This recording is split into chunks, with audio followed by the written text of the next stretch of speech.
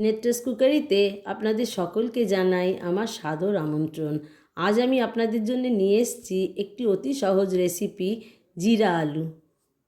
জিরা আলু করবার জন্যে এখানে আমি এই সাইজের ছোট ছোট আলু নিয়েছি।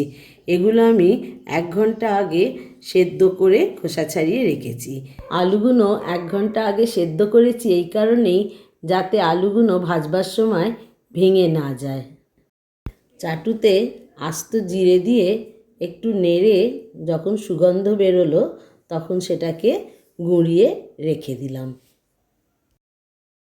কড়াতে সর্ষের তেল দিলাম, আপনারা ঘি বা সাদা তেলও করতে পারেন।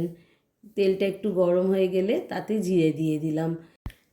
এটা যেহেতু জিরা আলু তাই জিরেটা একটু বেশি করে দিলাম। এবার একটু নেড়ে নিচ্ছি।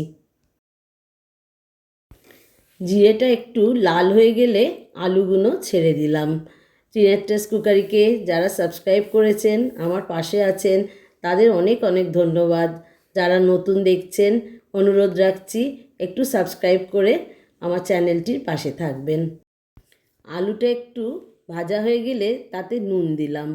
নুন দেওয়ার পরে কাঁচা লঙ্কা কুচি দিলাম। কাঁচা লঙ্কা কুচি দেওয়ার পরে এতে যে জিরেটা গুঁড়িয়ে রেখেছিলাম সেই জিরে ভাজার গুঁড়োটা দিলাম, দিয়ে ভালো করে নেড়ে নেব। এই রান্নাটি অতি সহজে করা যায়। এটা আপনারা জলখাবারে বা টিফিনে করতে পারেন। এই রান্নাটি লুচি, পরোটা সব কিছুর সঙ্গেই খুব ভালো যায়। এবার এতে ধনেপাতার কুচি দিলাম, কাঁচা লঙ্কা চিড়ে দিলাম, দিয়ে ভালো করে নেড়ে মিক্স করে নামিয়ে নেব। আমার রেসিপিটি কমপ্লিট হয়ে গেছে। আপনাদের কেমন লাগলো একটু কমেন্ট সেকশানে লিখে জানাবেন। একটা লাইক দেবেন, একটু শেয়ার করে দেবেন। এতক্ষণ আমার সঙ্গে থাকার জন্য অনেক অনেক ধন্যবাদ।